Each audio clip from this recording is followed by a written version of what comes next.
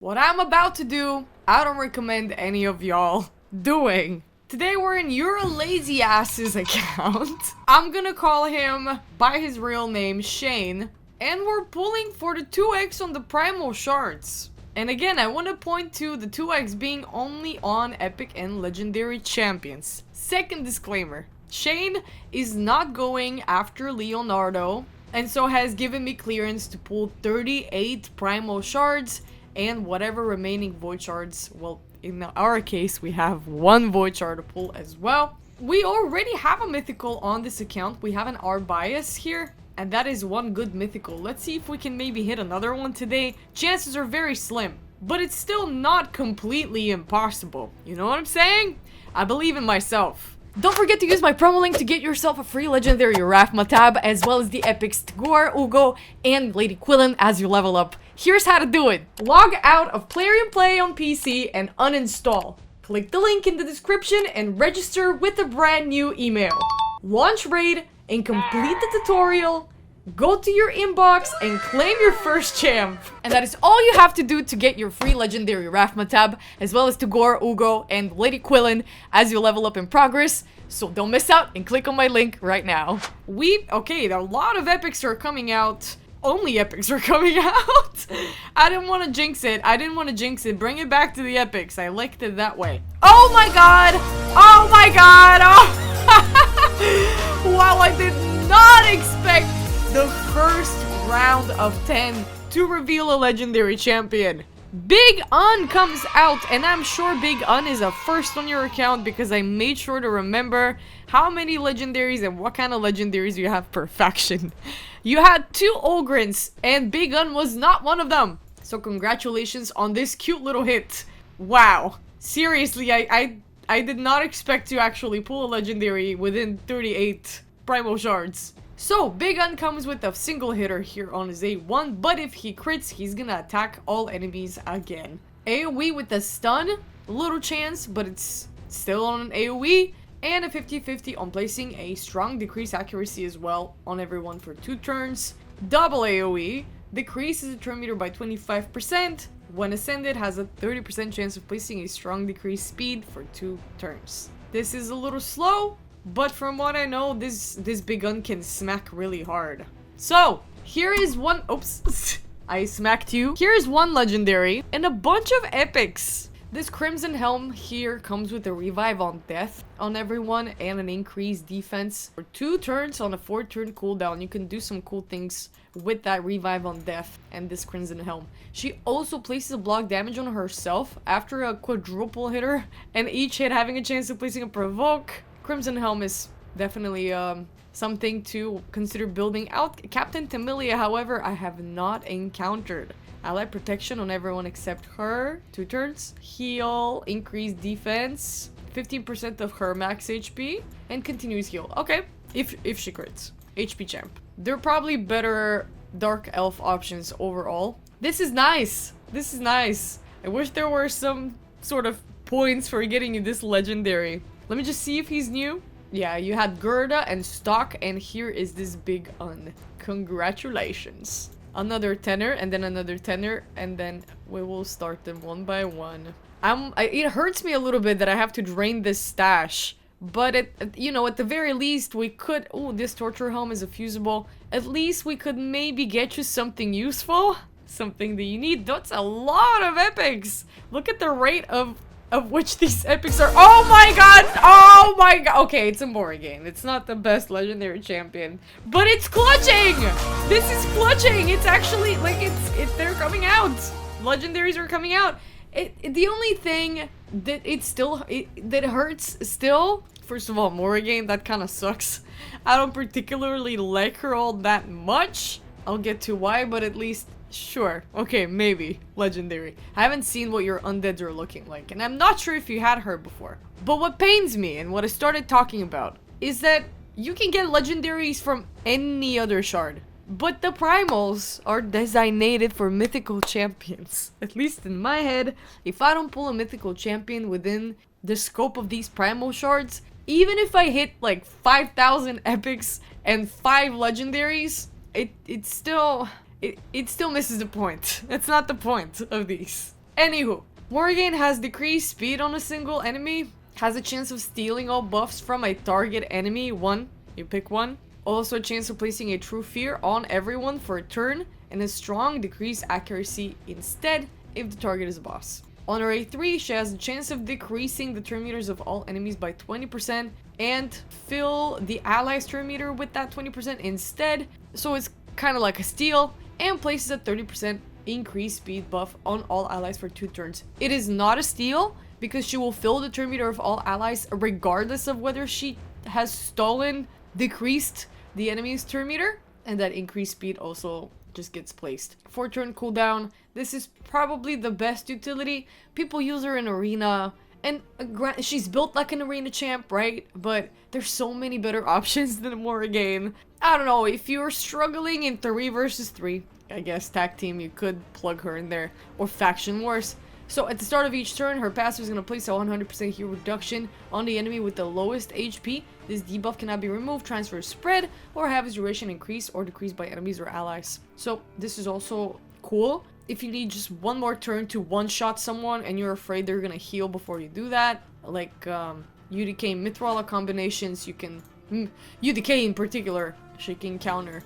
Gorgorab is great. You probably have him already. He's a good reviver speed champ. He heals all allies by 25% here on his A3. Even when he doesn't manage to revive any dead allies. This is nice. He has a chance of removing a random buff on his A1.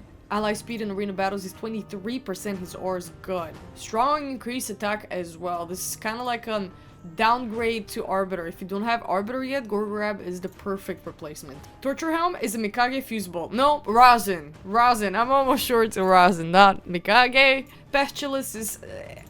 sure. You can use him in I don't know, Spider. He's got a burn and the leech. Increase accuracy, increase crit damage is good. But for the rest, he heals a little bit and has a turn meter increaser here with this HP burn mechanic. But there's better guys. There's better guys out there. Ambassador Leslin. Was he needed for something? I don't remember. Taunt, reflect damage on a target ally. Sorry. Taunt is on a target ally. Reflect damage is on all allies. Aaron, yes, is also fusible. I'm almost sure. Let's see. Oh, you've already fused your Rajin. So I think all of these that I just drew, that I just got, are Rajin fusibles and you don't need them. You can just use them as chickens, I guess. So what do we need here for Mikage? We need this Confessor girl. And that's it. We only... Oh, that's why we're pulling the Void Shard. Yes, I remember. Sorry. Getting distracted. We need to leave him at 5 Primal Shards, Shane. It's gonna hurt a little bit. For me. And for him too. And for people watching this. I do not recommend. You see me pulling legendaries, but again, that's not the point. Achak and Magnar come out, and Doom Priest. Those are 3 spectacular champions that I constantly use on my own account. Are you a legend? Okay, I thought it was gonna be a legendary. They were coming out very slowly. I noticed when they come out slowly, that's when a legendary usually waits at the end. Achak, Magnar, amazing demon spawns. Achak has an HP burn freeze combination here, depending on the enemy's attack or defense, whichever one's higher. He's either going to place a freeze or a burn. That's on an AoE. He also comes with the block debuffs and a strengthen for 2 turns on everyone. And this passive is also super nice. He heals all allies by 5% of their max HP every time an enemy under an HP burn gets a turn. And fills the turn meter for every time an enemy under a freeze takes a turn. 10% fill of a turn meter. Achak is amazing in Spider. Magnar as well. Magnar, I can't stop talking about Magnar these days. He comes out a lot. AoE stun. The stun, however, only has a chance of landing on a 50-50 if the enemies are burning before that. He does not bring that burn himself. Important to note, you need to pair him with a burner. He has a 100% chance of placing a strong decreased defense when the enemy is burning. He also applies a debuff spread here on his A3, taking 2 random debuffs from the target and transferring them on all enemies under burn, excluding crowd control, and also increases the duration of that burn on all enemies by turn. Heals every time someone takes damage from an HP burn. Allies or enemies, doesn't matter. by 1% of his max HP. Splendid. HP nuker, smacks really hard. Doom Priest is an amazing cleanser, super fast. It comes on her passive. You don't even need to book her out. Every time she takes her turn, she's gonna heal all allies by 7.5% of their HP, and she's gonna remove one random debuff off of them. Strong increase attack for 2 turns on a 3-turn cooldown, and she plays a random increased crit rate on an ally for 2 turns if she crits. I use my Doom Priest in Clan Boss. I still sometimes use her in some spider-related, poison-related dungeons. She's amazing. I swear by her. So, we pull... Let's see the points. Okay, we pull a few more.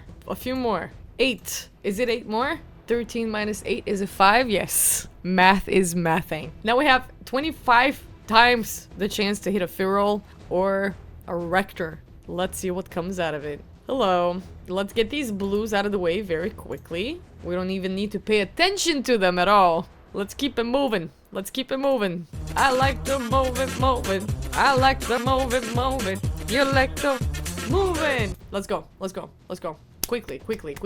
Oh, but I can't lose track of where we are. I'm sorry. Oh my god. 9. Okay, we have 9 left. That's 4 more. Right? Let me just see the points again. I'm scared. You know how hard it is to make these primal shards. Oh yes. Okay. We have exactly 4 more to pull to round it up to 7,500 with the void shard. We're gonna pull on top of that 3. Okay. Oh wow, at least it's an epic. Oh, it's Rector! I'm getting flashbacks. Yesterday's video was pretty much the same, except we're pulling Sacred Shard. Rector is amazing. Amazing Veiler. Amazing Reviver. You can use her everywhere. People use her in Arena a lot. I would use mine in Hydra if I were you. Congratulations. Here's your hit. I'm not even gonna open this. You know what Rector does. You know what she does. Now that we've got Rector out of the way, I'm just really curious to see if the screen is gonna flashbang in red. Oh my god. Okay. It's a Borgardi out there. Oh my god. I was literally just shooting out the pledge for red. I was manifesting a mythical. This came close though. This was a very close call. Borgar, I have on my own account. I haven't taken him up all the way to level 60. I think he could do his job at level 50 still. Place an increased defense on the ally with the lowest HP. He can't place it on himself. This happens on a 100% chance when it crits. He removes a random debuff from all allies. Then shield on everyone for 2 turns equal to 20% of his max HP. Maybe I do have to take him to level 60 at some point so we can get more out of that shield. And this debuff cleanse is nice, but it's just 1. It literally Doom Priest outclasses him in this utility with her passive. A3 plays the strong increase resistance and strong increase speed on everyone for 2 turns. Those are 2 really good buffs to have. This is why he's not completely useless. On his passive, he has damage mitigation. Allies receive 10% less damage from champions whose resistance is lower than or equal to theirs. So this guy with the Mithrala could work well. Someone who already has high resistance, so that when you place that buff, it skyrockets, shoots up. And he also increases ally resistance in all battles by 50%. So he's not the worst. He's not the worst legendary out there. I just want to calm you down. It's not all that bad. 2 more, right? Let's see if the pledge is heard. Come on. Okay. Okay, that is Bone Keeper. Don't remember if you needed her for anything. She deals extra crit damage here on her 8-2. And last Primal Shard. Let's see it. Let's see it. Oh. Well, what can you do? At the very least, this was a triple hit. And I know how I'm gonna thumbnail my video, but I'm also conflicted. I don't want to bait you guys into doing this. Whoever has plans to pull shards for Leonardo, the hero's path is coming very soon. I forgot the date, but it's coming very soon. And you want to have shards to pull with. Do not do what I just did. We're gonna pull this void shard. Let's pick, oh, Shredder for sure. Let's try to get him a Shredder. Little Miss Annie and Fighty are great, but Shredder, guys. I'm pulling. I'm just gonna do it, right? I'm just gonna do it. We still need the rare champion. Let's see if that's the rare. Nope, it's not the rare champion that we needed, but it is Fellhound. It is a Fellhound. So, no sign of Confessor, unfortunately. I really hope you do hit her soon. Stick to saving up on void shards, man. From now on, just like clutch your pearls. Work on the champions that you have. Hey, I mean, we hit 3 f***ing legendaries. Oh, sorry. It's just unbelievable to me. Big on, Morrigan, Borgar the Elder, guys. Hope you have fun with your new toys. If you guys want me to pull your shards, hit up my Discord a couple of days in advance. You know the drill. Expect backlog because now I'm trying to do takeovers as well as these. But if I'm capable, I will always try to be available to pull your shards. Shane, here's your rewards. Congratulations on this somewhat lucky pull. Thank you guys for watching, and I will see you again in the next one tomorrow. Bye!